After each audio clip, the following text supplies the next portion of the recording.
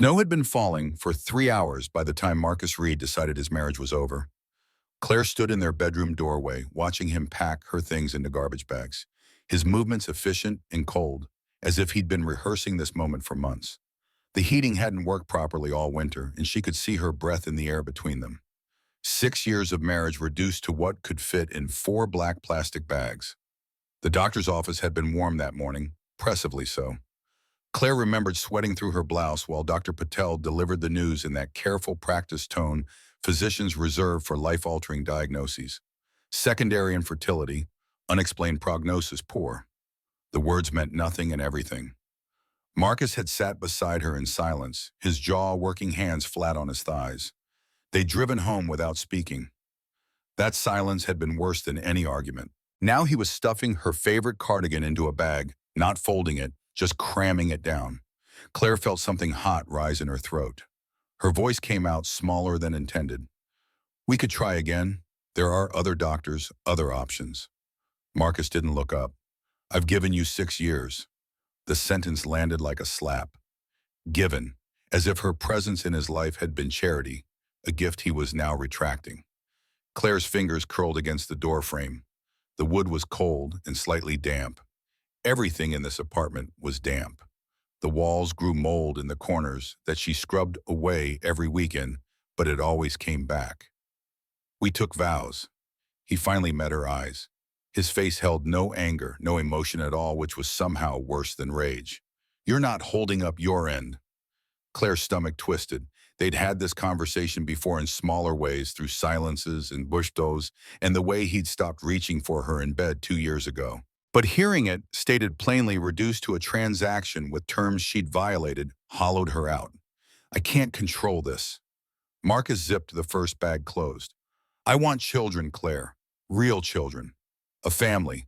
You can't give me that." The word real hung in the air like smoke. Real children. As opposed to what the imaginary ones they tried for the ghosts that haunted their calendar cycle after cycle of hope and disappointment. Claire had spent 6 years tracking her body like a science experiment, thermometers and ovulation strips, and scheduled intimacy that felt mechanical and joyless. She'd done everything right, followed every protocol, prayed to a god she wasn't sure she believed in anymore. And still nothing. Marcus grabbed the second bag and started filling it. "My lawyer already drafted the papers. You just need to sign." The practical arrangement of it stunned her more than the decision itself. He'd prepared, consulted a lawyer, filed paperwork, all while she'd been researching fertility clinics and saving articles about adoption. She'd been planning their future while he'd been planning his exit. "Where am I supposed to go?" He shrugged, and the casual gesture felt cruel. "That's not my problem anymore." The envelope sat on the dresser, thick and official-looking. Claire picked it up with shaking hands. The weight of it surprised her.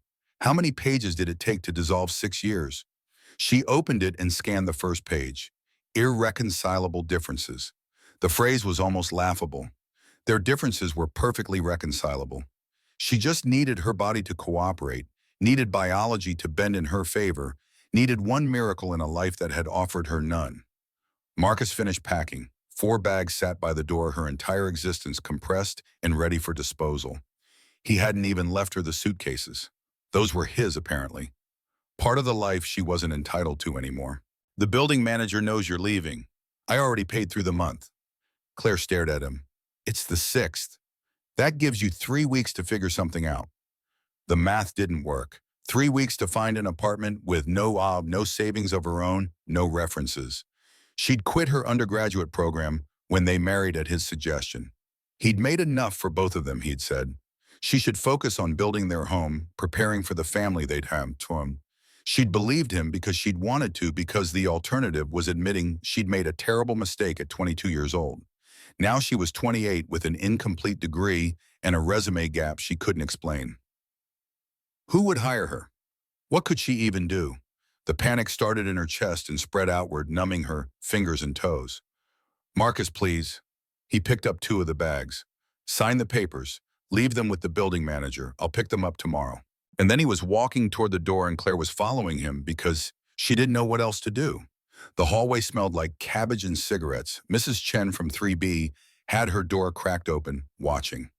Claire saw the woman's eyes curious and pitying before the door clicked shut. The elevator was broken again, so Marcus took the stairs. Claire stumbled after him, her legs not quite working right. The divorce papers crumpled in her fist. By the time they reached the lobby, snow was falling harder outside, thick flakes that swallowed the streetlights. Marcus dropped the bungs on the sidewalk. "I'll bring the rest down." He went back inside before Claire could respond. She stood there in her thin dress, no coat, watching snow accumulate on the black plastic. A bus drove past its headlights, turning the falling snow into a wall of white. Claire couldn't see more than 20 feet in any direction. Marcus returned with the remaining bags and set them beside the others. He didn't say goodbye. He just turned and walked back into the building. His shoulders squared, his stride purposeful. A man relieved of a burden. The door closed behind him with a soft click that sounded final. Claire looked at the bags at her feet. She should pick them up, find somewhere to go. She had friends probably, co-workers from the coffee shop where she'd worked before the marriage. But those relationships had faded over 6 years of declined invitations and canceled plans. Marcus hadn't liked her going out. He'd never forbidden it explicitly, but he'd made his displeasure known in subtle ways. Eventually, it had been easier to stay home. Her phone was at 7% battery. She had $43 in her checking account. The bags were too heavy to carry all at once, and there was nowhere to carry them to. Snow soaked through her thin flats and numbed her feet. A car passed, spraying slush. The bus station was 4 blocks away. Claire knew this because she'd walked past it every day for 2 years on her way to that coffee shop job. It had a roof and benches. It would keep her out of the snow while she figured out her next move. She grabbed 2 bags, the plastic cutting into her palms, and started walking. The city felt abandoned. Snow erased the usual urban noise, creating a muffled silence that made Claire's footsteps sound too loud. By the time she reached the bus station, her hands were purple, and she couldn't feel her feet anymore. She dropped the bags on a bench and collapsed beside them. Her breath came in sharp gasps that hurt her lungs. She should go back for the other bags. She should call someone. She should do something other than sit here watching snow fall through the open sides of the shelter. But her body wouldn't respond to her mind's commands. She was too cold and too tired and too empty. Claire pulled the divorce papers from where she'd shoved them in the waistband of her dress. The pages were damp now, ink starting to run in places. She smoothed them across her lap and read through the terms. Marcus got the apartment, the car, the furniture they'd bought together. She got nothing except her personal belongings and the dissolution of their shared life. There was a line at the bottom for her signature. He'd already signed his name in neat, precise letters. A pen materialized in her hand, though she didn't remember taking it from her purse. Claire stared at that signature line. Signing meant accepting that she'd failed, that her body's inability to perform one basic biological function made her worthless, that 6 years of trying and hoping and enduring had been for nothing, that Marcus was right to throw her away like garbage. She signed. The pen barely worked in the cold, scratching across the damp paper, but her name appeared in shaky letters. Claire Reed, though that wouldn't be her name much longer. She'd go back to being Claire Mitchell, the girl who dropped out of college to marry a man who seemed stable and kind. That girl felt like someone else entirely, a stranger whose choices had led to this bench in this snowstorm. The papers slipped from her numb fingers and landed on the concrete. Claire didn't pick them up. Let them blow away. Let the snow bury them. Let this entire day disappear like it had never happened. Time passed. Claire wasn't sure how much. The cold had moved beyond pain into a strange numbness that felt almost comfortable. She could sleep here, just close her eyes and let the snow cover her like a blanket. The thought didn't frighten her the way it should have. Instead, it felt peaceful, like permission to stop fighting. Headlights cut through the snow. A dark SUV pulled into the bus station's small parking area. Claire watched without interest as the driver's door opened and a man got out. He wore a nice coat and moved with the careful deliberation of someone trying not to slip on ice. 3 children climbed out after him, bundled in winter gear. The man glanced toward the shelter and stopped. Even from this distance, Claire could see him notice her. She waited for him to look away, to hurry his children past the unfortunate woman, taking up space where normal people waited for buses. People always looked away. Instead, he walked toward her. The children followed, their boots crunching in the snow. Claire watched them approach with distant curiosity. The oldest was a boy around 12 with serious eyes. The middle child was a girl with brown hair and braids. The youngest was a boy who couldn't be more than 6. The man stopped a few feet from the bench. His face was weathered, but kind lines around his eyes suggesting he smiled often. Right now, he looked concerned. His gaze moved from Claire's face to her dress to her bare arms to the bags beside her. "Are you waiting for someone?" Claire shook her head. Her voice came out thin and distant like it belonged to someone else. "The bus has stopped running." The man's jaw tightened. "How long have you been out here?" She didn't know. Hours, minutes, time had become elastic and meaningless. Claire looked past him at the children. The youngest was staring at her with wide-eyed disdain. The girl bit her lip. The older boy's expression was carefully neutral. "A while." The smallest boy tugged at the man's coat. His voice was high and clear. "Dad, she's really cold." The man crouched down to Claire's eye level. This close, she could see snowflakes caught in his dark hair and the concern in his eyes. It looked genuine, which made no sense. Strangers didn't care about other strangers, especially not strangers who looked like Claire probably did right now. "Do you have somewhere to go tonight?" The question was gentle, but it landed like a blow. Claire felt something crack inside her chest. She wanted to lie to preserve some dignity, to pretend she had resources and options and a place in this world. But she was too tired for lies. "No." The middle child stepped closer. Her voice carried conviction beyond her years. "We can't just leave her here." The oldest boy nodded. "Emily's right, it's too cold." The man stood slowly. He looked at his children, then back at Claire. Something shifted in his face, a decision settling into place. When he spoke, his voice carried quiet authority. "I'm Jonathan Reed. These are my kids, Alex, Emily, and Sam." Claire pulled her knees tighter to her chest. The thin fabric of her dress was soaked through. She was shaking so hard now she could barely form words. "Claire." Jonathan took off his coat and held it out. "Put this on." Her throat tightened. "I can't. You'll freeze without it." His tone left no room for argument. "Put it on." Claire took the coat with numb fingers. It was still warm from his body, heavy and substantial. She wrapped it around her shoulders and felt the first real relief from cold in hours. The warmth was so intense it almost hurt. "My car is just across the street." Jonathan gestured toward the SUV. "Come with us. You can warm up at our house, get something to eat. We have a guest room. You can stay the night." The words didn't make sense. People didn't do this. They didn't take strange women home from bus stations. They didn't offer shelter to broken things they found in the snow. Claire had learned this truth over the past 6 hours as neighbors closed their doors and old friends ignored her calls. The world was full of people who looked away. "Why?" Jonathan looked at his children, then back at her. "Because my kids are right. It's too cold." Sam reached out and took Claire's hand. His fingers were small and warm, even through his mittens. "Come on, our house has a fireplace." Something inside Claire cracked wider. Not breaking, just opening enough to let a sliver of warmth through. She stood on shaking legs. The divorce papers fell from her lap onto the bench, but she didn't pick them up. She didn't want them anymore. Didn't want to carry any reminder of what she'd lost or what she'd signed away. Jonathan picked up her bags without being asked.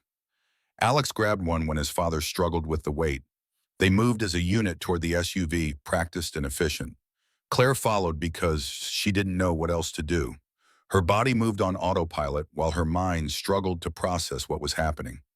The SUV was warmer than any place Claire had been all day. Alex climbed into the front passenger seat. Emily and Sam scrambled into the middle row, whispering to each other. Claire slid into the back, still wrapped in Jonathan's coat. It smelled like cedar and coffee. Jonathan started the engine and turned the heat up full blast. Warm air rushed from the vents.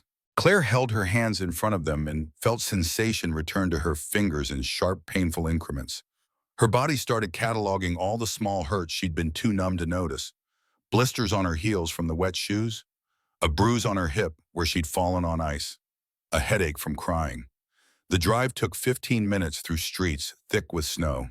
Nobody spoke much. Sam hummed something under his breath, a tune Claire didn't recognize. Emily kept turning around to look at her with curious eyes, but didn't ask questions.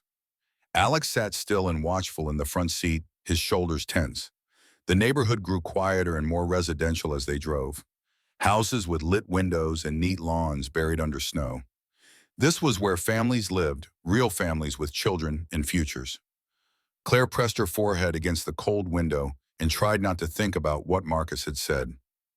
Real children, as if the ones she'd wanted didn't count because they'd never materialize. Jonathan's house sat at the end of a quiet street, 2 stories of red brick with a porch light casting yellow across accumulated snow.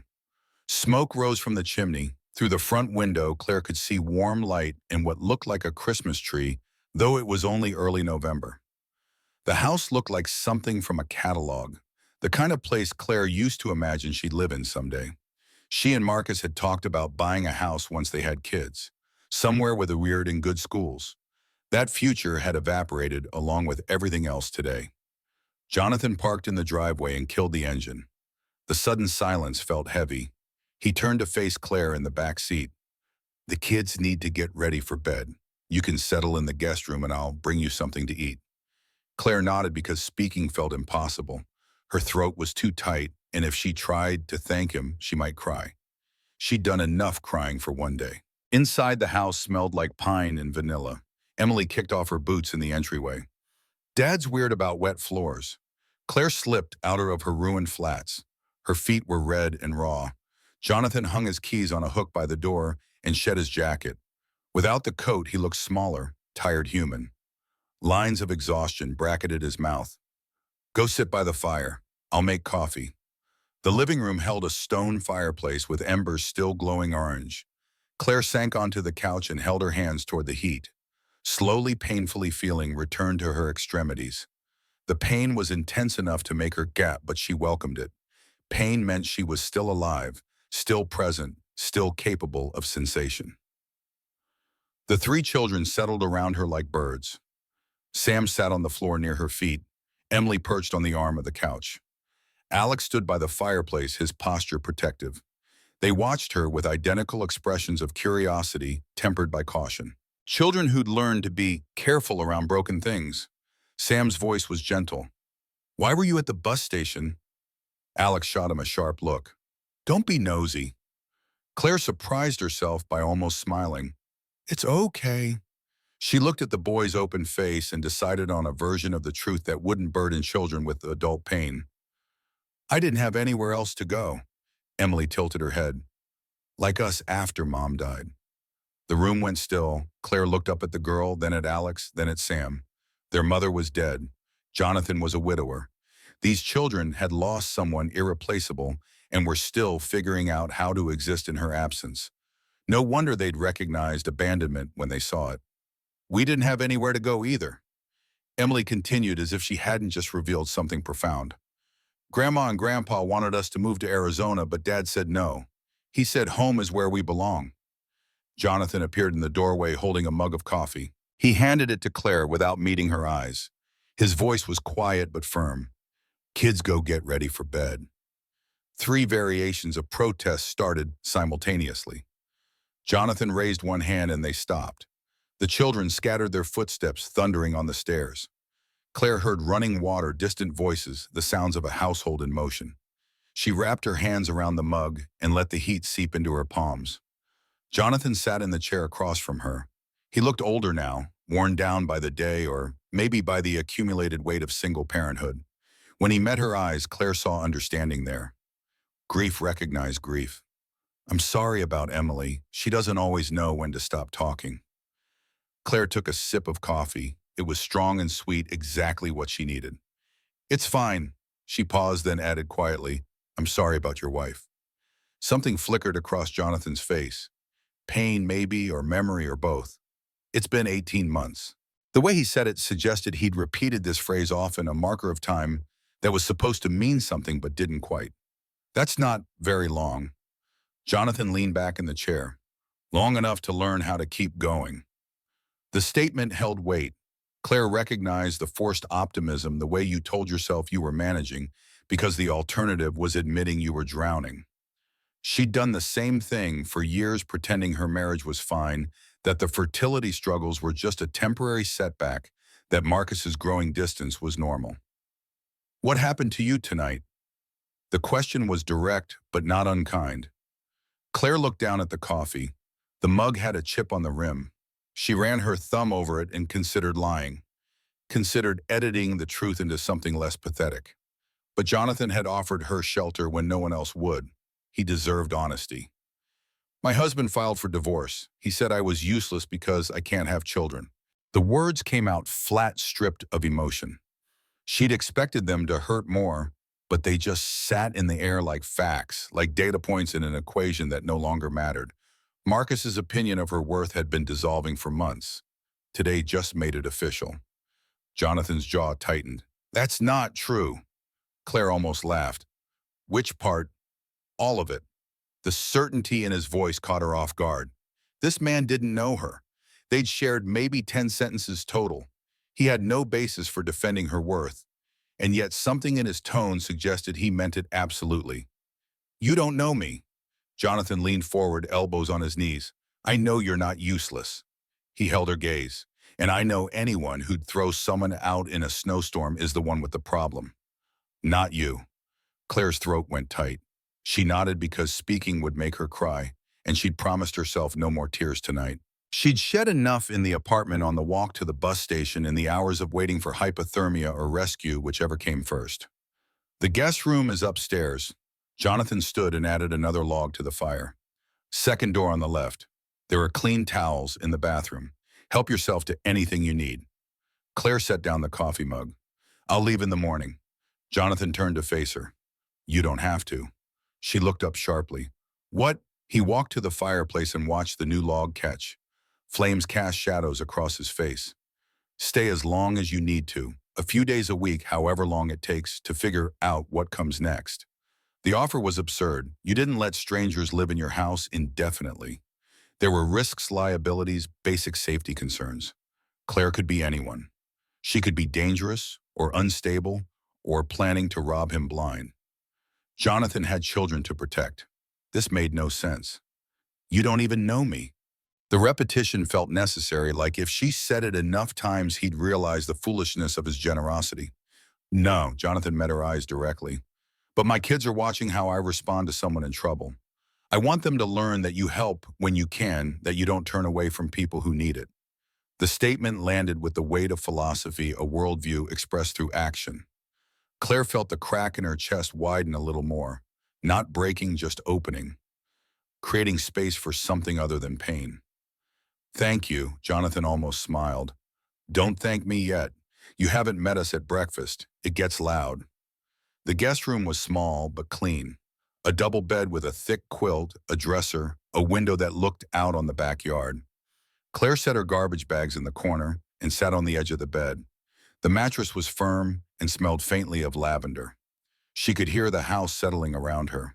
Footsteps overhead, a door closing the furnace kicking on, muffled voices arguing about something trivial.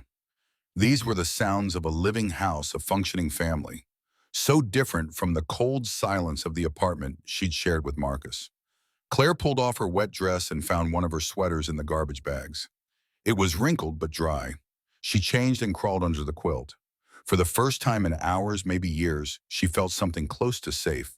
Sleep came in fragments. Claire woke periodically, disoriented, forgetting where she was. The bed was unfamiliar. The sounds were wrong. Each time she surfaced from unconsciousness, she had to reassemble the day's events. The divorce, the bus station, Jonathan and his children, the impossible kindness of strangers. Dawn came gradually. Claire woke to light streaming through the window, brighter than seemed possible after last night's storm. She lay still for a long moment, studying the ceiling. The plaster had a water stain in one corner. Someone had tried to paint over it, but the discoloration showed through. A house that looked perfect from the outside but carried hidden damage. Claire understood that intimately. Downstairs, she found controlled chaos. Sam was crying because he couldn't find his library book. Emily was arguing with Alex about whose turn it was to feed the dog. Claire hadn't known they had a dog. Jonathan stood at the stove making pancakes with one hand while packing lunches with the other. He wore rumpled pajama pants and a t-shirt with a coffee stain. His hair stuck up in the back. He looked up when Claire appeared in the doorway. Relief flashed across his face. Coffee's fresh. The kitchen was warmer than the rest of the house. Sunlight poured through windows, illuminating flour dust in the air. A golden retriever slept in the corner near the heat vent. The dog's tail thumped once, but she didn't move. "Can I help?" Jonathan flipped a pancake. "You don't have to." Claire moved toward the stove. "I want to." He handed her the spatula, his fingers brushing hers briefly.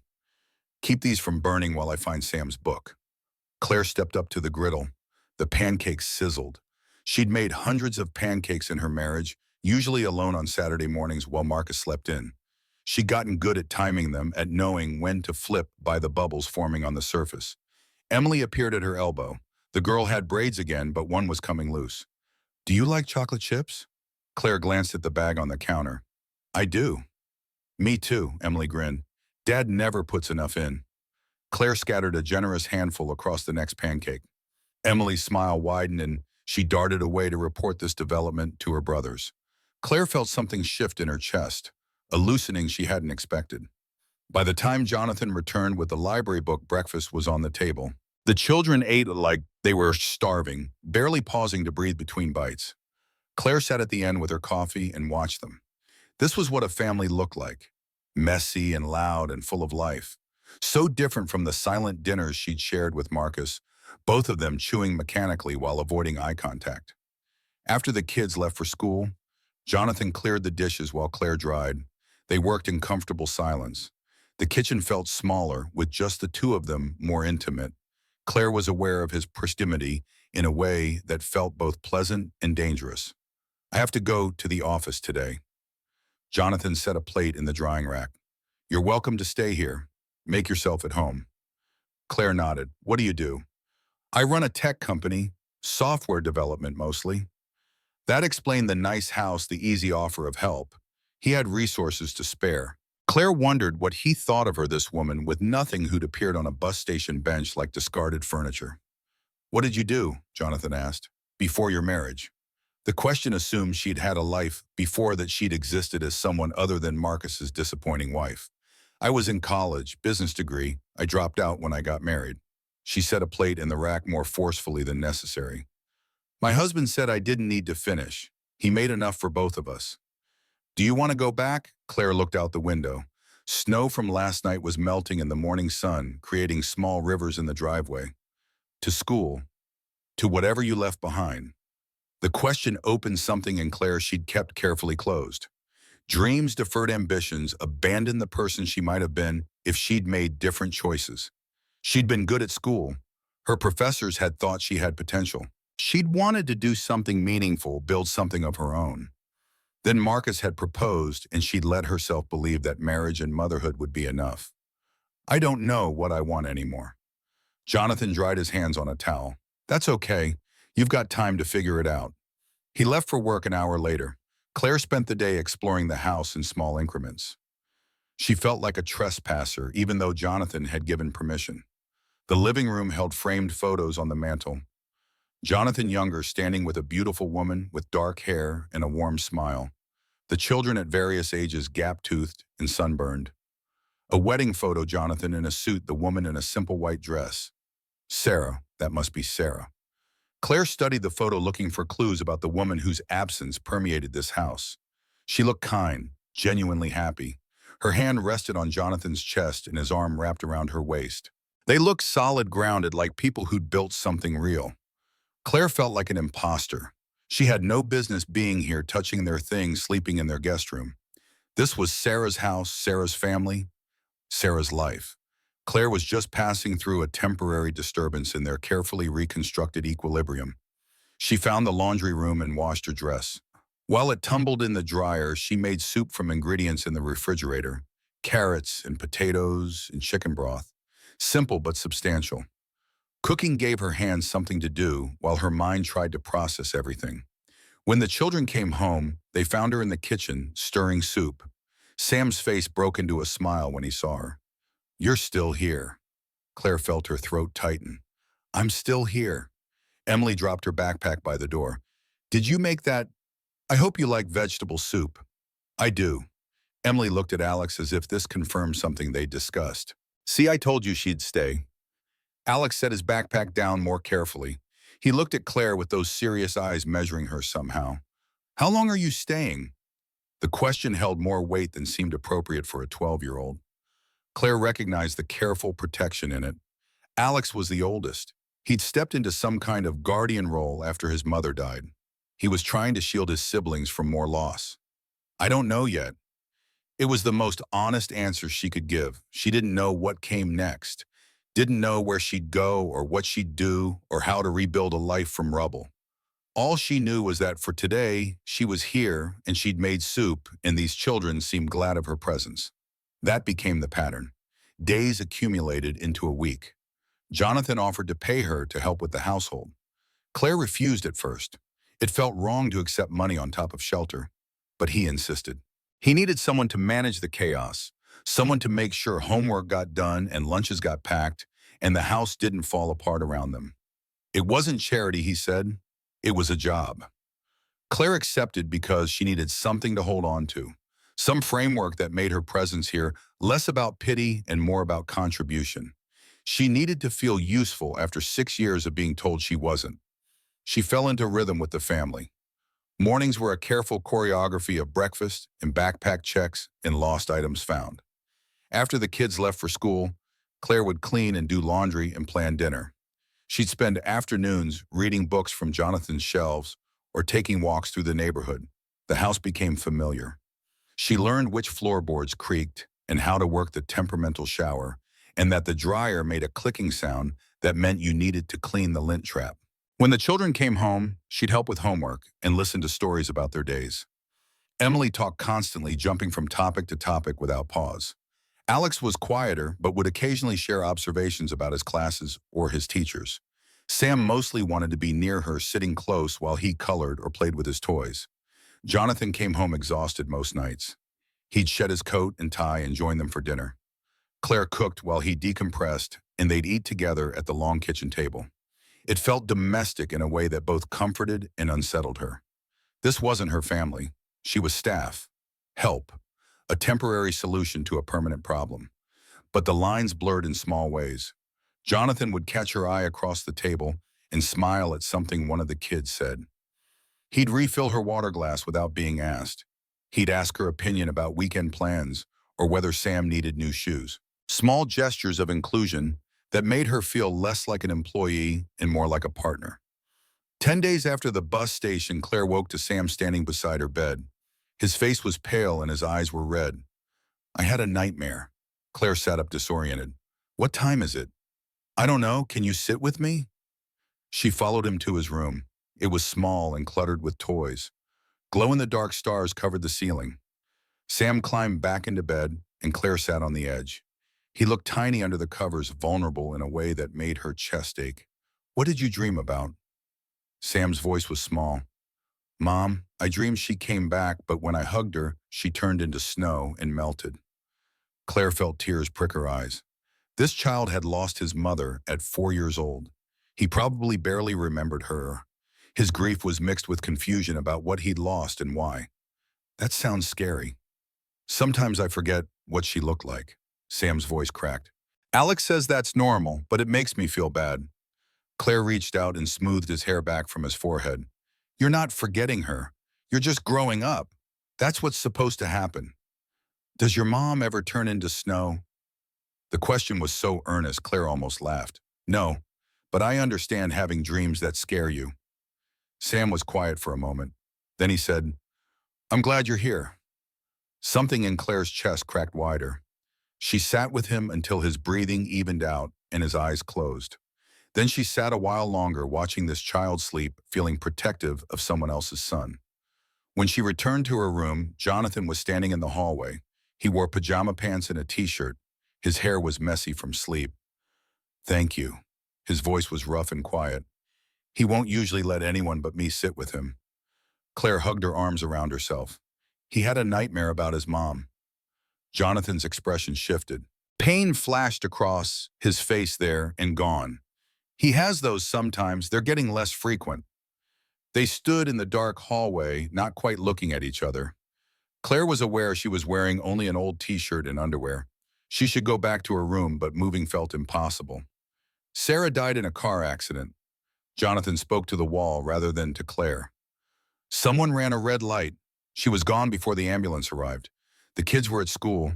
I had to pick them up and tell them their mother wasn't coming home. Claire's throat went tight. I can't imagine. I hope you never have to. Jonathan finally looked at her. You're good with them. The kids. They respond to you in ways they haven't with anyone since Sarah. They're good kids. They are. But they're still grieving. We all are. He paused. It helps having you here. You should know that. Claire didn't know what to say. The weight of his trust felt enormous. She was not equipped for this. She was the woman who'd failed at the one thing society told her mattered most, who couldn't give her husband children, who'd been thrown away like garbage. What business did she have trying to help these grieving children? But Sam had asked her to sit with him. Emily sought her out after school. Even Alex had started leaving his door open when he did homework, like he wanted her nearby. They were letting her in somehow, creating space for her in their fractured family. I'm not her. The words came out sharper than Claire intended. I can't replace what they lost. Jonathan stepped closer. I'm not asking you to. Neither are they. His voice was gentle. You're just you. That's enough. 3 weeks after the bus station, Jonathan called a family meeting. The children gathered in the living room with varying degrees of curiosity. Claire started to leave, but Jonathan stopped her. This involves you too. She sat in the chair by the fireplace while Jonathan stood in front of them. He looked nervous in the way she hadn't seen before. His hands moved restlessly, picking up a book and setting it down, adjusting a picture frame that didn't need adjusting. I want to talk about how things are going. He looked at each of his children in turn, with Claire being here. Sam bounced on the couch. I like it. She makes good cookies. Emily rolled her eyes. It's not just about cookies. She helps with everything. Exactly. Jonathan's shoulders relaxed slightly. The kids and I talked and we all agree. We'd like you to stay permanently, Claire, not as temporary help, as part of our household. Claire's throat went tight. Permanently. The word carried implications she wasn't ready to examine. What did permanently mean? A month, a year, forever. She was still technically married to Marcus, even though the divorce papers were signed. She had no job prospects, no savings, no plan for her future. Accepting this offer meant admitting she had nowhere else to go. I don't know what to say. Jonathan moved to the center of the room. I know you're worried about being a burden, so I want to make this official. I'm offering you a real position. Household manager, fair salary, health insurance, everything. You'll be an employee, not a guest. The words hit Claire like cold water. An employee, which meant this wasn't about belonging or family or any of the dangerous things she'd let herself start hoping for. This was a transaction. Services rendered in exchange for compensation. She'd be staff like a nanny or a housekeeper, professional and distant. You don't have to do that. I know I don't have to. I want to. Jonathan's voice was firm. You've brought something back to this house that we lost. You care about my children. They care about you. And honestly, we function better with you here. Emily bounced on the couch arm. Please say yes. I don't want you to leave. Sam nodded enthusiastically. Even Alex looked hopeful in his careful way. 3 faces watching her, waiting for her to give them permission to need her. Claire felt the weight of their expectations settle on her shoulders. What about you? She looked at Jonathan directly. What do you want? Something flickered in his eyes. I want you to stay. The words carried more weight than their surface meaning. Claire felt it in her chest, that shift from professional to personal. But she couldn't read his expression clearly enough to know if she was imagining the subtext. Okay, the word came out quietly. I'll stay. Sam cheered.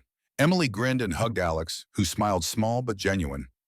Jonathan held Claire's gaze for a moment longer than necessary before looking away and starting to talk about logistics. Salary numbers, benefits, setting up direct deposit. Claire barely heard him.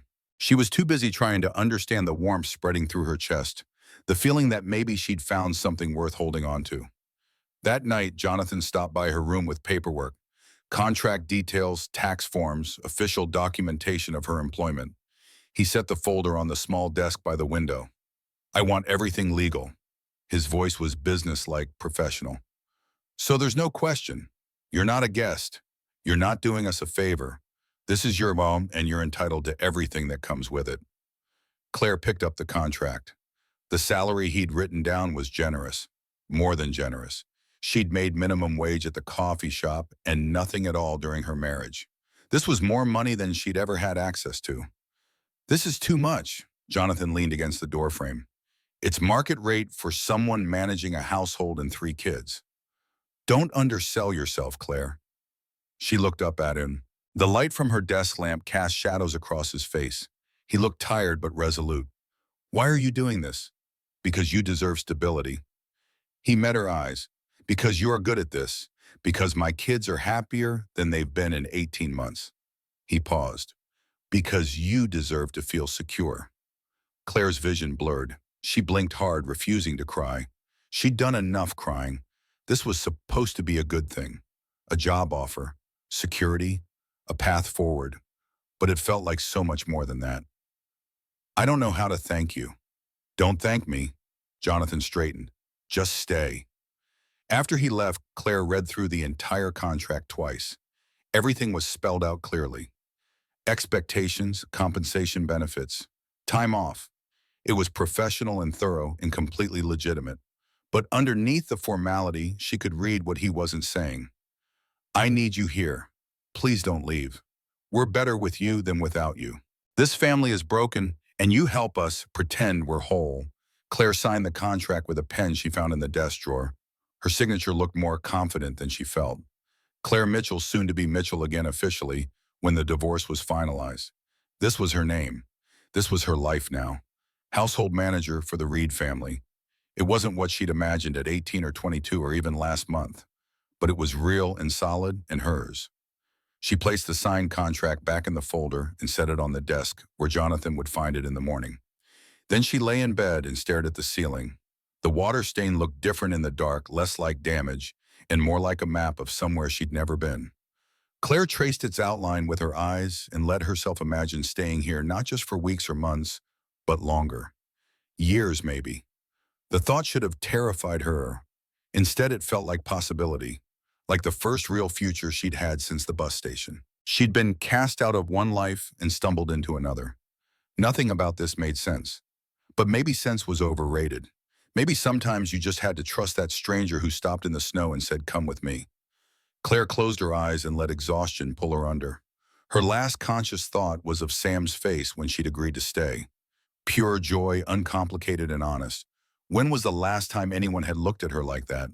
When had she last felt wanted, not for what she could provide, but simply for existing? In the morning, she'd start her new job. She'd pack lunches and referee arguments and make sure everyone had clean socks.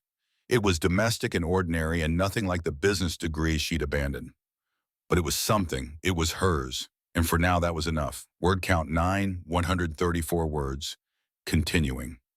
The contract sat on Jonathan's desk for 2 days before he transferred it to his file cabinet. Claire saw it there once when she brought him coffee while he worked from home.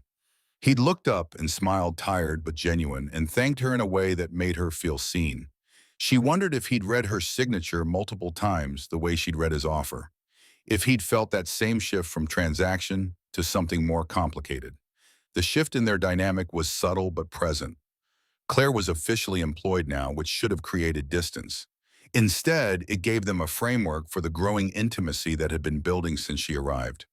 They could have conversations about household needs that slipped into personal territory. They could share space in the kitchen while cooking dinner without it feeling inappropriate. The professional boundaries paradoxically allowed them to get closer while maintaining propriety. Claire learned Jonathan's patterns. He woke at 5:30 every morning and went for a run regardless of weather. He took his coffee black. He worked too much and slept too little. He carried his grief quietly, folding it into corners of his day where his children wouldn't see. Sometimes she'd catch him staring at Sarah's photo on the mantel, his expression unreadable. She didn't intrude on those moments. She'd learned in her marriage that some pain was meant to be private. Instead, she'd busy herself with something else, giving him space to feel whatever he needed to feel. Sometimes he'd emerge from those moments and find her seeking out her company like it steadied him somehow. One evening, they were both in the kitchen after the kids went to bed. Claire was meal planning for the week while Jonathan reviewed documents for work. The silence was comfortable, punctuated only by the scratch of her pen and the rustle of his papers. The dishwasher hummed. The dog snored by the back door. "Can I ask you something?" Jonathan set down his pen. Claire looked up. "Of course." "Do you regret it, your marriage?" The question caught her off guard. They danced around personal topics, but never quite landed on them directly. Claire considered lying, offering some sanitized version that didn't reveal how much she'd lost. "I regret marrying someone who saw me as a means to an end." She set down her own pen. "But I don't regret trying. I wanted it to work. I wanted to be enough." "You are enough," Claire almost smiled. "You keep saying that." "Because it's true." Jonathan leaned back in his chair. "Your ex-husband was an idiot for not seeing it. He wanted children. Lots of people want children. That doesn't give them the right to treat their spouse like a defective product." The anger in Jonathan's voice surprised her. It was protective, directed at someone he'd never met on behalf of someone he barely knew. Claire felt something warm settle in her chest. "Did you always want kids?" she asked. Jonathan's expression shifted. "Sarah did. I wanted whatever made her happy. Then we had Alex and everything changed. I couldn't imagine life without him. Then came Emily and Sam." He smiled slightly. "Each one changed me in ways I didn't expect." "Do you want more?" The question hung between them. Jonathan met her eyes and something passed through his expression. Caution maybe, or awareness of the implications. "No," his voice was quiet but certain. "3 is enough. More than enough." Claire nodded and looked back at her meal plan, but the moment stayed with her. "No, 3 is enough." She wondered if he'd said it for her benefit, to relieve pressure she hadn't asked for but probably carried anyway. The next morning, Alex cornered her in the laundry room. He'd been watching her for days with that serious expression, clearly working up to something. Now he stood in the doorway while she folded towels, his posture tense. "Can I ask you something?" Claire set down the towel she was folding. "Sure. Are you going to leave?" The question was direct and vulnerable in a way that made Claire's chest ache. She thought about giving him easy reassurance, promising she'd stay forever, that nothing would change. But Alex deserved honesty. "I'm not planning to leave, but I can't predict the future." "None of us can." Alex's jaw tightened. "Everyone leaves eventually. Mom didn't want to, but she did. And you're only here because Dad's paying you." The implicit question hit Claire hard. Was she here only for money? Would she abandon them the moment something better came along? Alex was trying to protect himself and his siblings from more loss. He was 12 years old and shouldering responsibility no child should carry. Claire sat on the dryer and gestured for Alex to sit beside her. He did reluctantly, his legs swinging without reaching the floor. "Your dad is paying me, yes, that makes this a job. But jobs can be meaningful. They can be about more than just money." She chose her words carefully. "I care about you and your sister and brother. I care about your dad. That's real regardless of the employment contract. But if Dad stopped paying you, you'd leave." "Maybe." Claire didn't want to lie. "But probably not immediately, and definitely not without talking to all of you first." She looked at him directly. "I'm not going to disappear one day, Alex. If I ever need to leave, I promise I'll tell you first. You'll have time to prepare." Alex studied her face, trying to determine if she meant it. Finally, he nodded. "Okay." He left without saying anything else. Claire returned to folding towels, but her hands were shaking. She'd promised something she wasn't sure she could deliver. Life didn't work that way. Sometimes circumstances change without warning. People got sick or died or had opportunities elsewhere. She couldn't guarantee she'd stay forever or even give adequate warning before leaving. But Alex needed that promise. He needed to believe adults could be trusted to show up consistently. So Claire would do everything in her power to honor what she'd said. She'd stay as long as they needed her, as long as she could manage, as long as this arrangement remained healthy for everyone involved. That evening during dinner, Emily talked about tryouts for the school basketball team. She wanted to try out but was nervous about not making it. Jonathan encouraged her, saying he'd be proud regardless of the outcome. But Claire could see the way Emily's eyes flickered to her father, assessing his sincerity, worried about disappointing him. After dinner, Claire pulled Emily aside. "You should try out." Emily bit her lip. "What if I'm not good enough?" "What if you are?" Claire smiled. You won't know unless you try, Nani. And even if you don't make it this year, you'll be better prepared for next year. But Dad will be disappointed. No, he won't. Claire's voice was firm. Your dad loves you whether you make the team or not. He's proud of you for trying. Emily looked unconvinced. Claire understood. Children internalize parental expectations in complicated ways. Emily had lost her mother and didn't want to let her father down. The pressure was invisible but immense. I'll come to tryouts if you want, Claire offered. For moral support. Emily's face brightened. Really? Really, just let me know when and where. 2 days later, Claire sat in a school gymnasium watching Emily run drills with 30 other girls. Jonathan was stuck at work, disappointed to miss it, but unable to reschedule a critical meeting. Claire kept score on her phone so she could report back to him. Emily was good, better than she'd given herself credit for. Quick on her feet, decent ball handling, aggressive but not reckless. When the coach posted the team roster, Emily's name was on it. She ran to Claire with tears in her eyes. The hug was fierce and unexpected. Claire held this child who wasn't hers and felt pride swell in her chest like it was her own daughter who'd succeeded. That night at dinner, Emily talked nonstop about practice schedules and uniforms in their first game. Jonathan kept catching Claire's eye across the table, gratitude evident in his expression. After the kids went to bed, he found her in the kitchen washing dishes. Thank you for going today. It meant a lot to her. Claire rinsed a plate. I wanted to be there. She talks about you at school, apparently. My daughter, Claire, like you're already part of the family. The words lodged somewhere in Claire's chest. My daughter, Claire. Jonathan didn't correct the phrasing, didn't clarify that Claire was staff. He just let it stand. I don't want to overstep. You're not. Jonathan picked up a dish towel. The kids need this. They need someone besides me. Someone who shows up and cares and isn't trying to replace their mother, but also isn't afraid to take up space. I'm terrified of taking up space. The admission slipped out before Claire could stop it. Jonathan set down the dish towel and turned to face her fully. Why, Patty? Because this isn't my family. I'm staff. Help.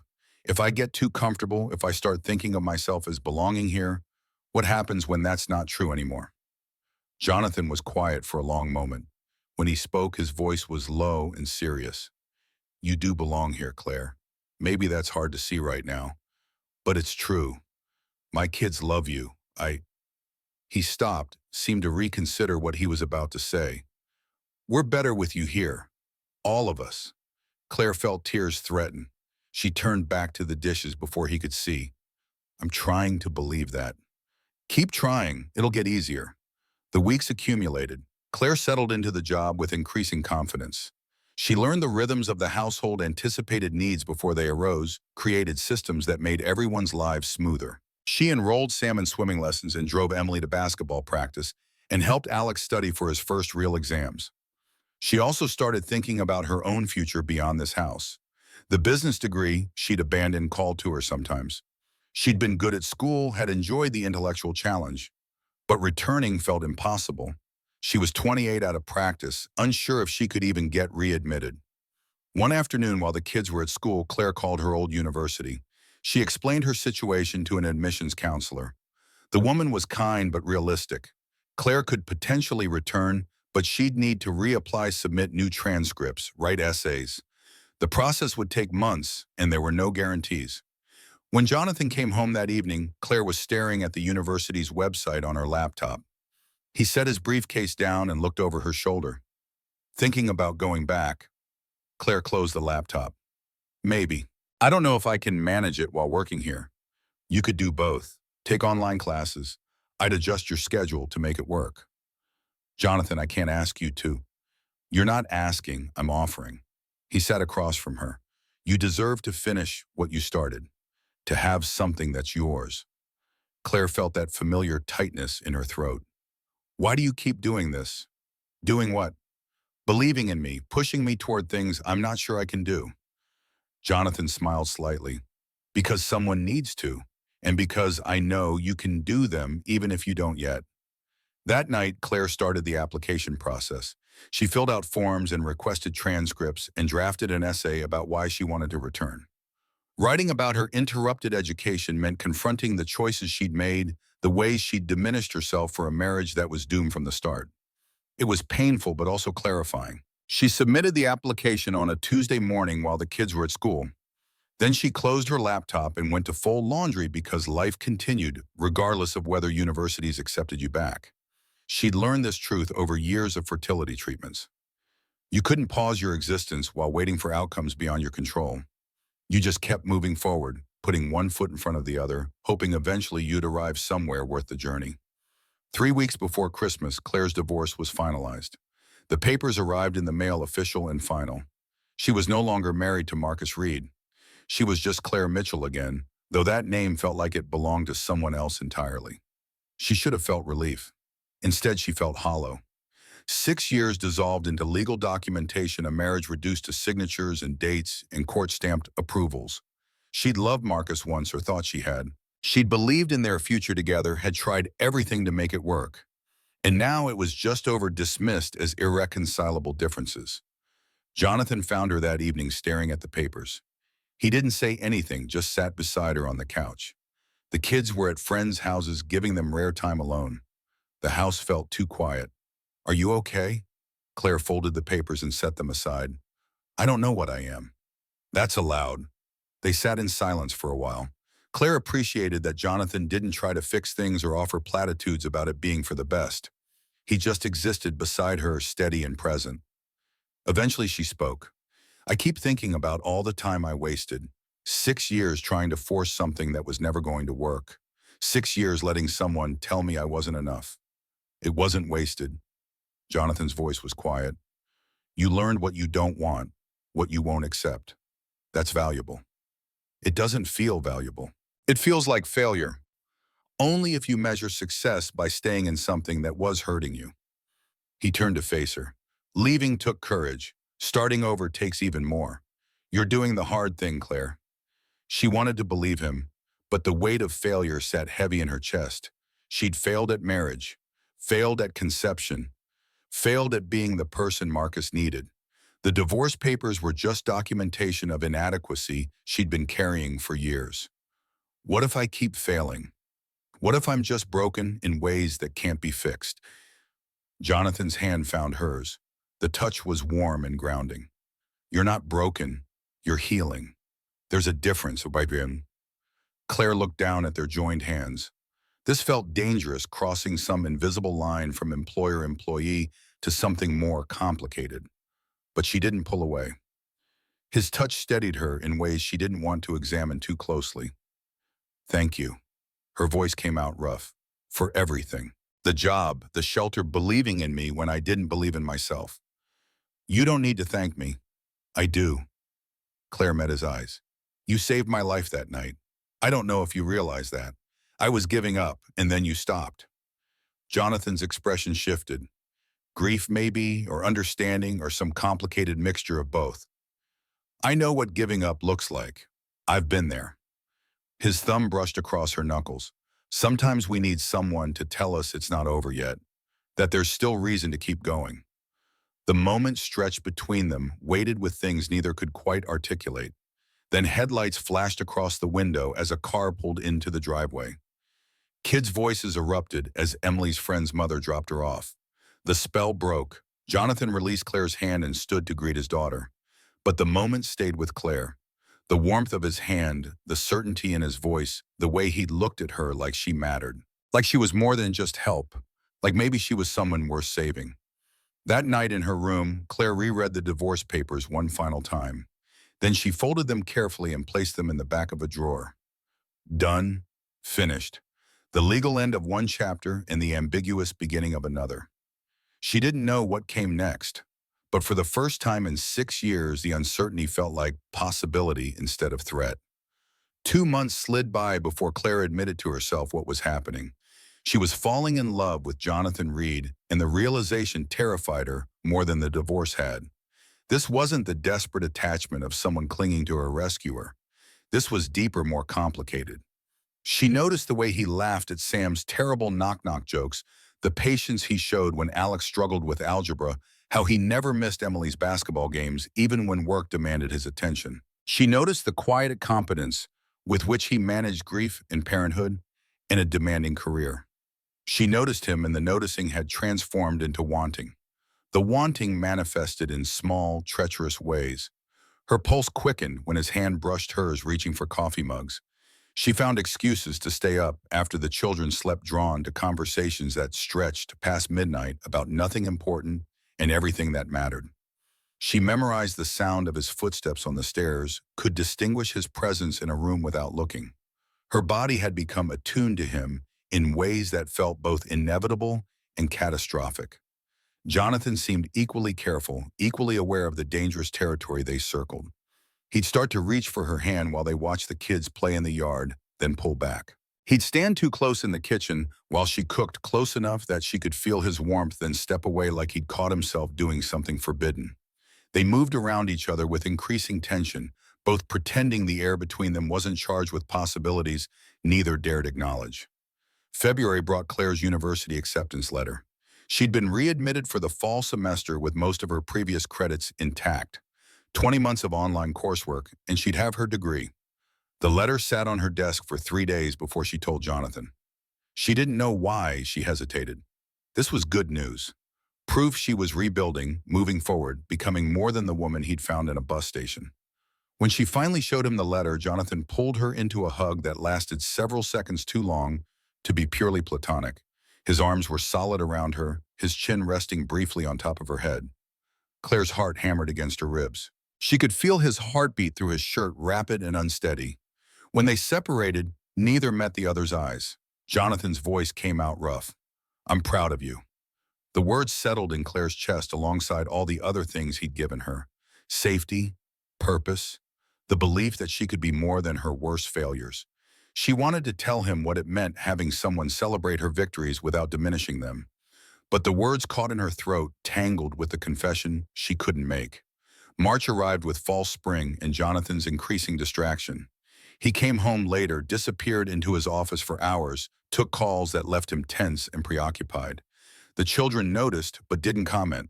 They'd learned their father's moods, knew when to give him space. Claire watched him fracture under some invisible weight and didn't know how to ask what was wrong. The answer came on a Wednesday evening. Jonathan arrived home at 6 unusually early and asked if they could talk.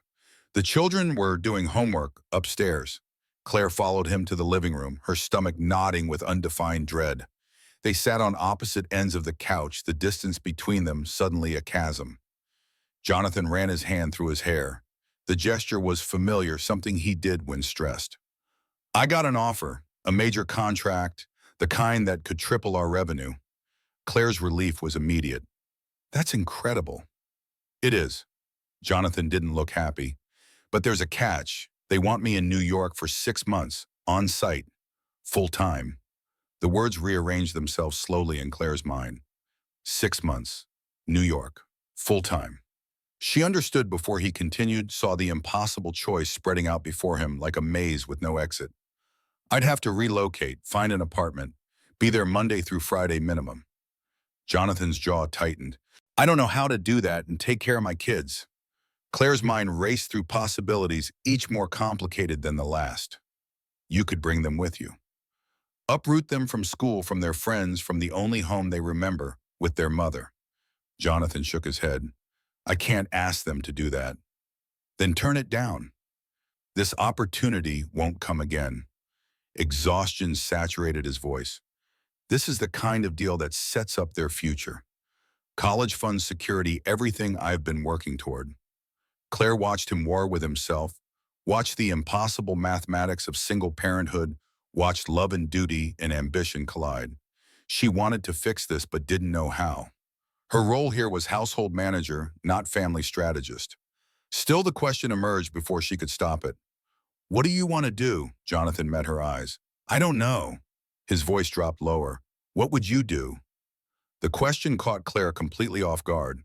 He was asking her opinion like it mattered, like she had a say in his family's future. She could deflect, remind him she was staff, maintain the professional distance they'd been carefully preserving. Instead, she spoke the truth lodged in her chest. "I think your kids need you more than they need money." "They need both." "No," Claire leaned forward. "They need you. Present, alive, not stretched between 2 cities and drowning in stress. But if this is really that important, then find a way to keep everyone together." Jonathan's laugh held no humor. There is no way. Yes, there is. The words emerged before Claire could assess their wisdom. Take all of us with you. Silence expanded between them. Jonathan stared at her like she'd spoken a foreign language. Claire's heart hammered so hard she felt dizzy. She'd overstepped catastrophically. This wasn't her decision to make. These weren't her children. This wasn't her family, no matter how much she'd started thinking of them that way. Jonathan's voice came out careful. What? Too late to retreat now. Claire pushed forward. Move the whole family to New York. 6 months isn't forever. Kids are resilient. They'll adjust. Her words gained momentum. I can manage the transition. Find schools, set up the new house, keep everything running while you focus on work. Claire, I can't ask you to... You're not asking, I'm offering. She held his gaze. Let me do this. Let me help. Something broke in Jonathan's expression. He crossed the distance between them faster than she expected, reaching for her hand. His palm was warm against hers, his fingers threading through hers with desperate certainty.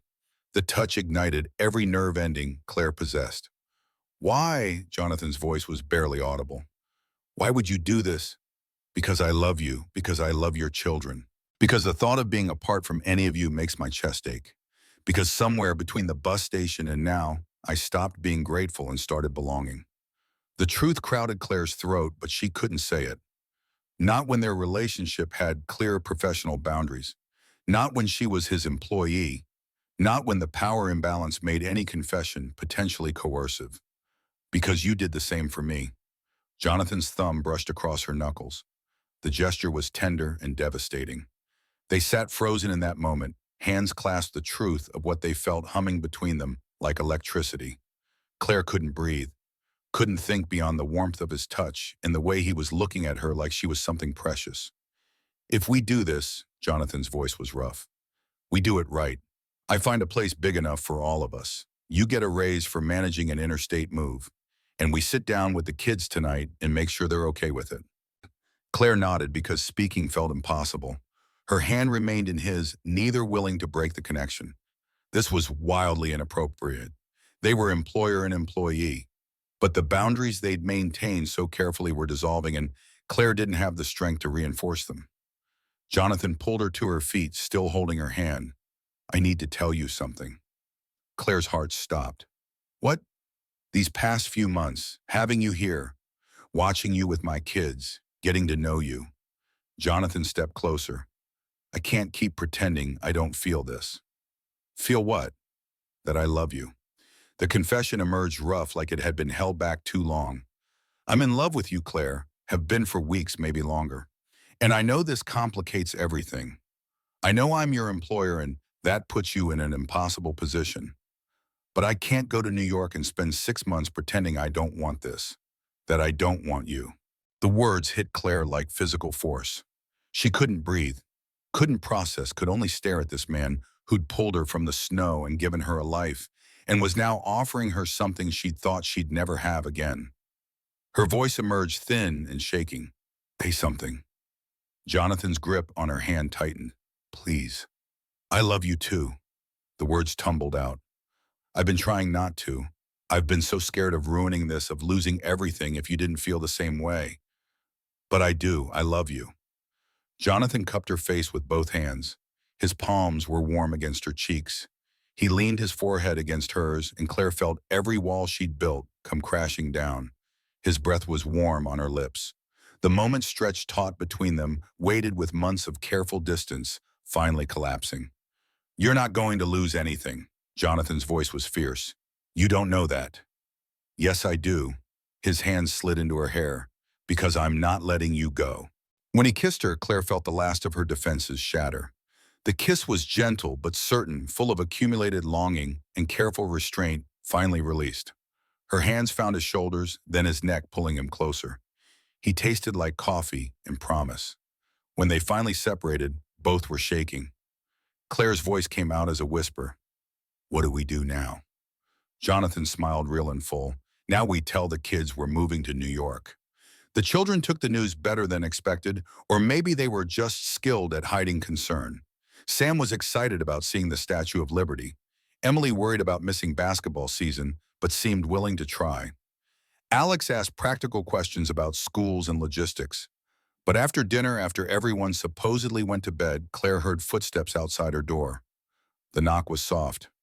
"Come in." Alex stood in the doorway in his pajamas. He looked older, suddenly carrying weight that didn't belong on 12-year-old shoulders. "Can I ask you something?" Claire set aside the book she'd been failing to read. "Of course, Varpayan." The boy crossed to her bed and sat on the edge. He didn't look at her, just picked at her quilt with careful fingers. "Are you and Dad together now?" Claire's heart hammered. "What makes you ask that?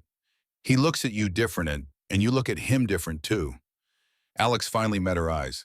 "I just want to know if it's real or if you're doing it because he's your boss." The question hit Claire like cold water. She'd been so caught up in her feelings for Jonathan that she hadn't considered how it looked. She was his employee. He paid her salary. The power imbalance was undeniable.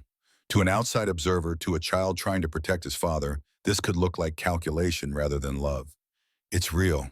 Claire's voice was steady. "I promise you that." "Okay." Alex stood to leave, then turned back. His expression was fierce. "Just don't hurt him. He's been hurt enough." After he left, Claire sat alone in the dark. Alex's words echoed in her head, mixing with older, crueler ones. "You're useless. You can't give him what he needs. You're just convenient." The voice that had whispered inadequacy through her entire marriage roared back to life. What was she doing? Jonathan was offering her everything, but what could she offer in return? She couldn't give him more children. She couldn't be the partner Sarah had been. She was just a broken woman he had found in a bus station, someone he'd taken pity on. Claire pressed her hands against her face. Jonathan deserved better. His children deserved better. She should leave before she damaged them further, before she became another loss they'd have to grieve. But when she closed her eyes, she saw Jonathan's face, the certainty in his expression when he'd said he loved her. The way he'd looked at her like she was exactly what he'd been searching for. Maybe she was broken. Maybe she couldn't give him everything, but he'd chosen her anyway, knowing all her failures, seeing all her inadequacies. That had to mean something. Claire lay awake until dawn, fighting with herself. By morning, she'd reached an uneasy truce with her doubts. She would go to New York. She would help this family navigate the transition. And she would try desperately not to let her fear of inadequacy destroy the first good thing she'd found in years. The next 2 weeks blurred into logistics. Jonathan found a furnished apartment in Manhattan with enough space for all 5 of them. Claire researched schools and coordinated movers and created spreadsheets for everything. The work gave her hands something to do, while her mind tried to process the seismic shift in her relationship with Jonathan. They hadn't kissed again, hadn't even held hands. The confession hung between them, acknowledged but not yet fully explored. Jonathan seemed to sense Claire's internal warfare, giving her space while making his presence quietly steady.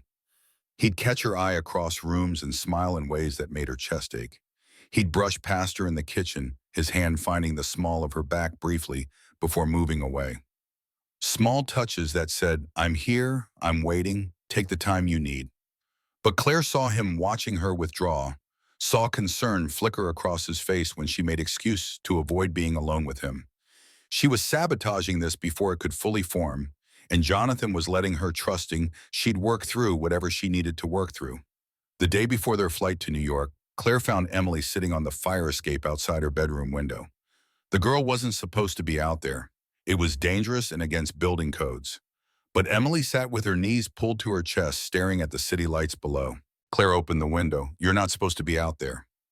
Emily didn't move. "I know." Claire climbed through the window and sat beside her. The metal was cold through her jeans. The city stretched out below them, all light and noise and possibility. Emily's face was pale in the streetlight glow. "I miss home." Emily's voice was small. "I miss my basketball team. I miss my friends." Her voice cracked.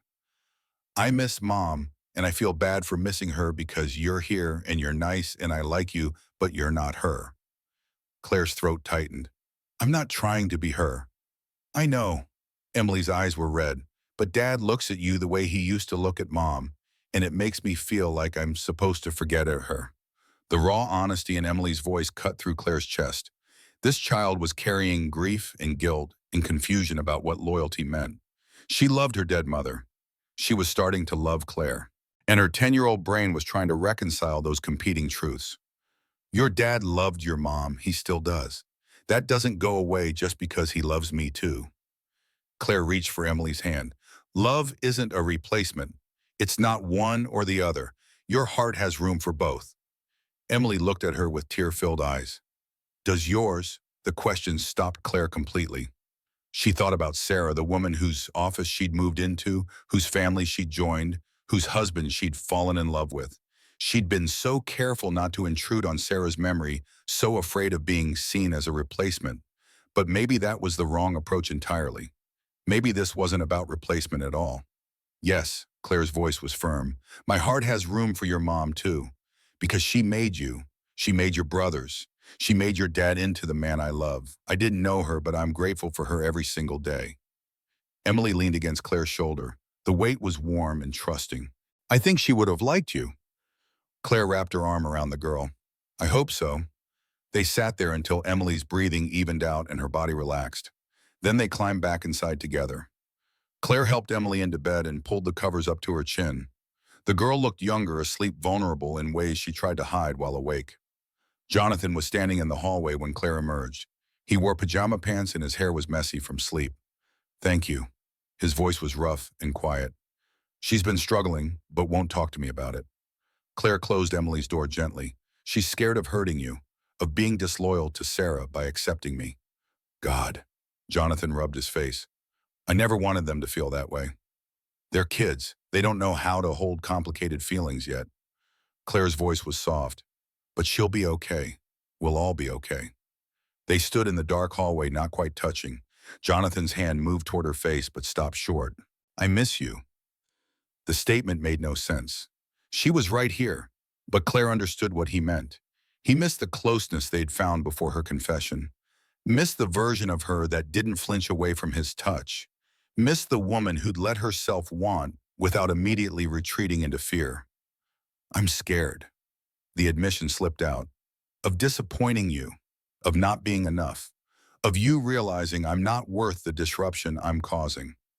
Jonathan's hand finally made contact, cupping her cheek. You are worth everything. I need you to believe that. Claire's eyes burned. I'm trying. Keep trying. He leaned forward and kissed her forehead. The gesture was tender and chaste and somehow more intimate than their first kiss.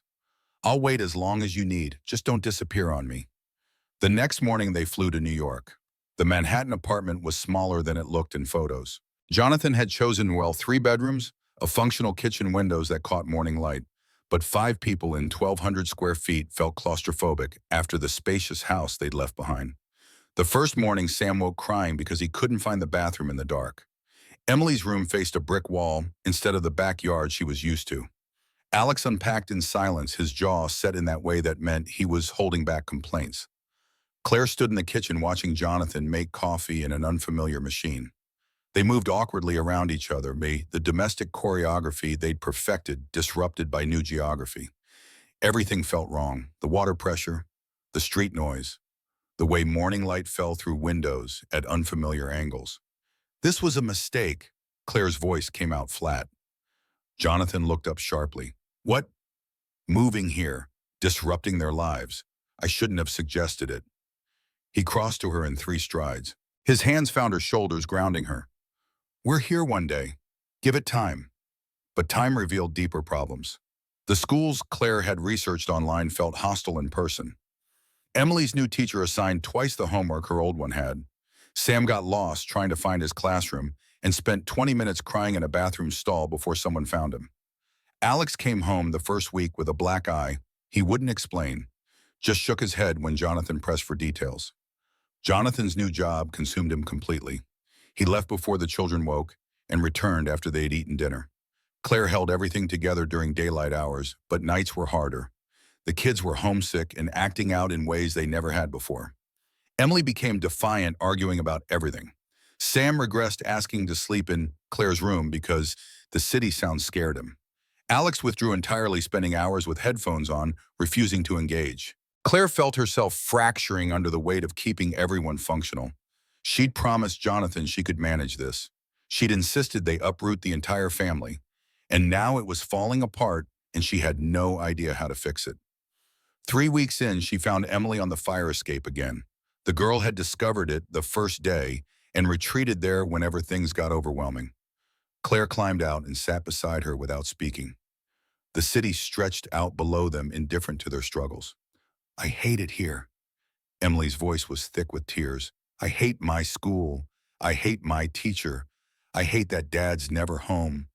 I hate that you're the only one here, and you're not even my real mom. The words landed like blows.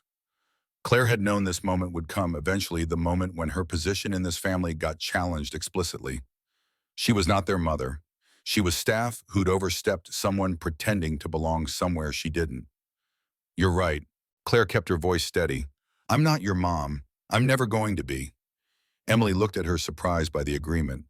But I love you, Claire continued, and I love your brothers, and I love your dad. That's real, even if I'm not your mother, even if this is all temporary. Is it temporary? Emily's voice was small now. Are you going to leave when we go back home? The question revealed the fear underneath the anger. Emily wasn't just homesick. She was terrified of more loss. They'd moved to New York because of Claire's suggestion. If she left, the disruption would have been for nothing. They'd have sacrificed their stability for someone who didn't stay. I don't want to leave. Claire chose her words carefully. But I can't promise forever. Nobody can. All I can promise is that I'm here now, and I'm trying my best. Emily was quiet for a long time. Then she leaned against Claire's shoulder the way she used to back home. The gesture was forgiveness and trust and need all tangled together. Claire wrapped her arm around this child who wasn't hers and felt her chest crack open a little more. The adjustment was glacial. By week 6, Sam had made one friend.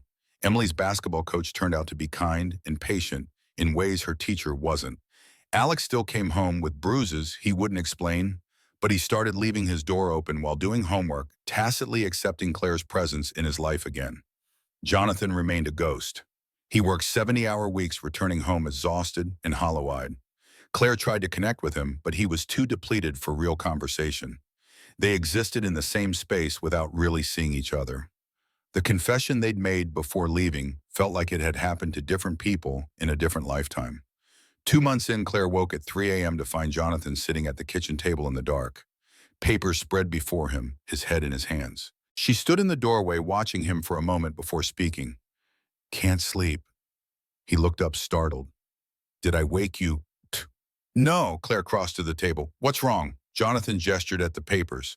Financial projections, contract terms, timelines that extended beyond the original 6 months. They want to extend another 4 months, maybe more. Claire's stomach dropped. What did you tell them? That I'd think about it. He rubbed his face. The kids are miserable. You're holding everything together, but I can see it's killing you. I'm never home. This whole thing is falling apart. So say no. This contract is worth millions, Claire. It's more than financial security. It's setting up their futures, their educations, everything. Claire sat across from him. They don't need millions. They need their father. They need both. The repetition of that phrase from months ago felt hollow now. Jonathan looked at her directly. I need you to be honest with me. Can you do this for 4 more months? Because if you can't, I'll turn it down. But I need to know. The weight of the decision settled on Claire's shoulders. She could say no, could force them to return home to the familiar rhythms and spaces that made sense. But Jonathan would always wonder what he'd sacrificed. The children would know their needs had cost him this opportunity, and Claire would confirm what she'd always feared, that she wasn't strong enough for the hard things. I can do it. The words came out steadier than she felt. But you need to be here more, not all the time. Just present enough that your kids remember what you look like. Jonathan almost smiled. Deal. He reached across the table and took her hand. His palm was warm, familiar, despite the weeks of distance. They sat in the dark kitchen, holding hands while the city hummed outside, both too tired for words but needing the connection. Eventually, Jonathan spoke, his voice barely audible. I'm sorry. For what? For bringing you here, for asking too much, for not being what you need. Claire's throat tightened. You are what I need. This is just hard. Hard isn't the same as wrong. Jonathan lifted her hand to his lips and kissed her knuckles. The gesture was tender and desperate. I love you. I need you to know that, even when I'm not here, even when everything's chaos. That's constant. I know. Claire's voice cracked. I love you too. They went to bed separately to their separate rooms, maintaining the boundaries they'd established when they moved here. But something had shifted. The acknowledgement of struggle felt like intimacy, like maybe they could survive this after all. Month 4 brought unexpected equilibrium. The children adapted with the resilience Jonathan had predicted. Emily made the school basketball team. Sam's teacher called to praise his improvement. Alex came home one day with a friend, a quiet boy who lived in their building. They played video games in Alex's room for hours, and Claire felt relief so intense it made her dizzy. Jonathan negotiated better hours. He came home for dinner 3 nights a week and took Saturdays off completely. They started exploring the city as a family, museums and parks and pizza places that became favorites. Claire began to see what Jonathan loved about New York: the energy, the density of opportunity, the way you could be anonymous and connected simultaneously. One Saturday in early spring, Jonathan took them to Central Park. The kids ran ahead while Claire and Jonathan walked behind, maintaining careful distance despite wanting to be closer. They'd been in New York 5 months. The original contract was nearly complete. I'm going to turn down the extension. Jonathan's voice was matter of fact. Claire looked at him sharply. What? Why? Because you were right. They need me more than money. We all do. He smiled slightly. And because I miss home, I miss our house. I miss the life we had. Relief flooded through Claire. She'd been holding herself together through force of will, counting down to the end date. Knowing it was coming made everything bearable. When do we leave? 6 weeks. Jonathan stopped walking. The kids were far ahead now, climbing on rocks. But there's something I need to do first. What? He took her hand. This time there was no hesitation, no pulling back. I need to ask you something, and I need you to listen before you answer. Claire's heart hammered. Okay. These past 6 months have been the hardest and best of my life. Hard because everything's been disrupted. Best because I've spent them with you. Jonathan's voice was steady. I love you, Claire. My kids love you. You've become essential to us in ways I can't fully articulate. Jonathan, let me finish. He squeezed her hand. I know you're scared. I know you think you're not enough, that you can't give me children, that you're somehow broken. His voice intensified. But you're wrong. You're everything, and I don't want to spend another day without making sure you know that. He pulled a small box from his pocket. Claire's vision blurred. This couldn't be happening. Not here, not now. Not when she still felt like an imposter in his life. Marry me, Jonathan's voice was fierce. Not because it's practical, not because the kids need a mother, because I love you and I want to build a life with you. A real life. As partners. As equals. Claire couldn't breathe. Couldn't think. Could only stare at this man offering her something she'd never thought she'd have again. Marriage meant vulnerability. Meant risking everything. Meant believing she was worth choosing. I can't give you more children. I don't care. Everyone cares eventually. Not me. Jonathan opened the box. The ring was simple and beautiful. I have 3 children who need a mother more than they need siblings. I have a partner who makes me better. That's enough. More than enough. Claire felt tears stream down her face. What if I mess this up? Then we'll figure it out together. Jonathan's voice was absolute. But you have to stop running. Stop waiting for me to realize you're not good enough, because that's never going to happen. She wanted to believe him, wanted to trust that this could work, that she wasn't signing up for another failure, that loving someone wasn't inevitably about disappointing them. Yes, the word came out as a whisper. Yes, I'll marry you. Jonathan slid the ring on her finger, then pulled her into a kiss that felt like promise and relief and coming home. When they separated, the kids were running toward them, alerted by some sibling telepathy that something significant had happened. They crashed into Jonathan and Claire with questions and excitement, and for the first time since moving to New York, Claire felt like they might actually survive this. They married at City Hall 2 weeks later. Claire wore a simple blue dress. Jonathan held her hand like he was afraid she might disappear. The kids stood beside them as witnesses. When the officiant pronounced them married, Sam cheered, and Emily cried, and Alex smiled, small but genuine. Claire Reed. She had a new name again, a new identity built on different foundations than her first marriage. The remaining weeks in New York felt different. They were no longer pretending to be a family. They were one. Claire stopped sleeping in the guest room and moved into Jonathan's space. They fell asleep tangled together and woke to Sam climbing into their bed too early. They fought about dishes and bills and whose turn it was to deal with Emily's attitude. They were messy and imperfect and real. When they finally flew home in early August, it felt like resurrection. The house looked smaller somehow, but welcoming. Claire walked through familiar rooms and felt something settle in her chest. This was home. This was where she belonged. Not because someone had rescued her, but because she'd built something here worth keeping. September brought Claire's first semester of online classes. She took 2 courses while managing the household writing papers at the kitchen table after the kids went to bed. It was harder than she'd expected, balancing school and family and her own needs. But Jonathan supported her fiercely, taking over dinner on nights she had exams and forcing quiet hours when she needed to study.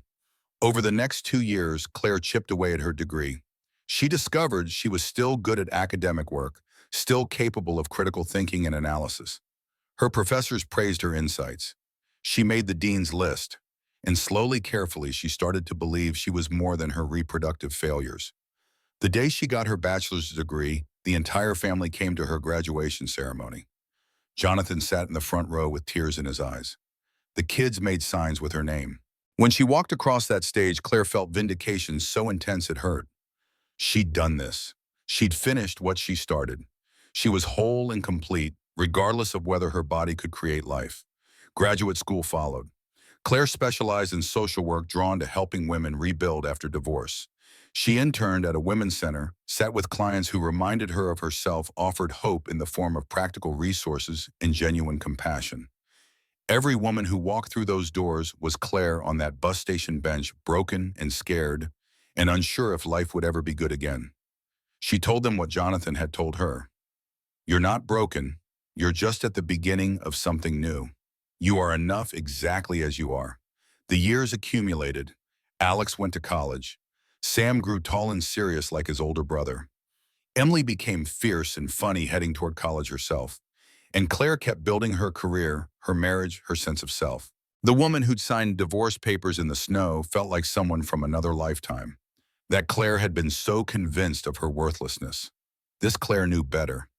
7 years after the bus station, Claire stood in a high school auditorium watching Emily prepare to give the valedictorian speech. The girl had grown into someone confident and capable, someone who knew her worth. Jonathan sat beside Claire, his hand warm in hers. Alex had flown in from MIT. Sam sat on Claire's other side, no longer a child, but not quite an adult, somewhere in that uncertain space between. Emily took the podium. She looked poised and assured in her graduation gown. When she spoke, her voice carried across the auditorium with authority. I want to thank my family. Emily's eyes found them in the crowd. My brothers who drove me crazy but always had my back. My dad who showed me what it means to never give up. Claire's throat tightened. And Claire. Emily said the name with such warmth that Claire's eyes immediately filled. 7 years ago, Claire came into our lives when we were broken. When we didn't know how to be a family anymore. She could have left 100 times. She could have decided we were too much work, too much grief. But she stayed. Jonathan's hand squeezed Claire's. Sam leaned against her shoulder. She loved us when we weren't sure we deserved to be loved. She became my mom not because she had to, but because she chose to. And that choice changed everything. Emily's voice wavered slightly. So this diploma isn't just mine. It belongs to everyone who helped me get here. But especially to the woman who taught me that family isn't about blood. It's about who shows up, who stays, who loves you even when it's hard. Emily looked directly at Claire. Claire, this is for you. The auditorium erupted in applause, but Claire barely heard it. Jonathan pulled her close. Sam hugged her from the other side. Alex reached across and squeezed her shoulder. This family she'd stumbled into, this life she'd built from nothing, had become everything. That night after the celebration dinner, after the guests had gone home, Claire stood in the backyard under the stars. The garden had grown wild over 7 years. She kept meaning to trim it back, but never quite managed. Jonathan found her there, wrapping his arms around her from behind. "What are you thinking about?" Claire leaned into him. "That night, the snow, the bus station, the moment you stopped. Best decision I ever made." She turned in his arms. "I thought I was useless, broken beyond repair." "You were never broken." Jonathan's voice was fierce. "You were just at the beginning." Claire thought about the woman she'd been convinced of her inadequacy, drowning in shame, ready to give up. That woman felt impossibly distant now. Claire had spent 7 years proving her wrong. She'd finished her degree, built a career helping others, raised 3 children who weren't biologically hers but were hers in every way that mattered. She'd married a man who saw her worth when she couldn't see it herself. She'd built a life, not the one she'd planned, not the one she'd thought she wanted, but one that was real and solid and hers. "I'm glad you stopped." Claire's voice was soft.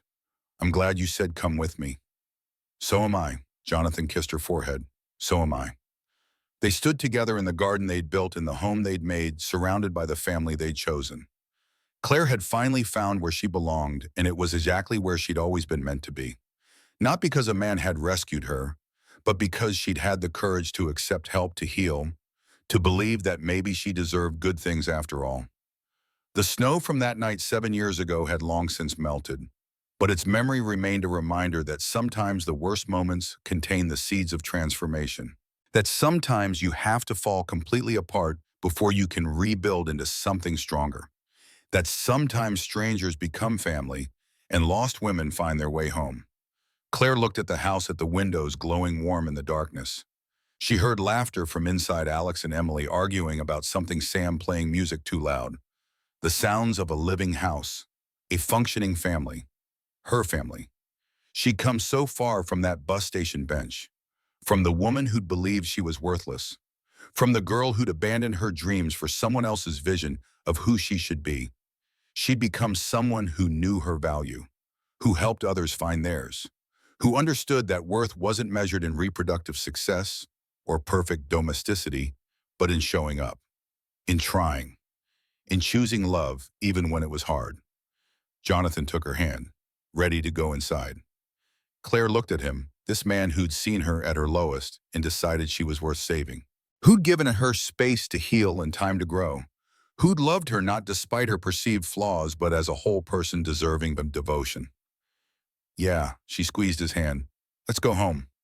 They walked toward the house together, toward the noise and chaos and beautiful mess of family life. Claire had spent years thinking she needed to create life to have value.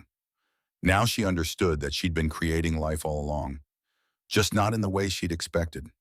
She'd created a home, a family, a self she could be proud of. And that was more than enough. That was everything.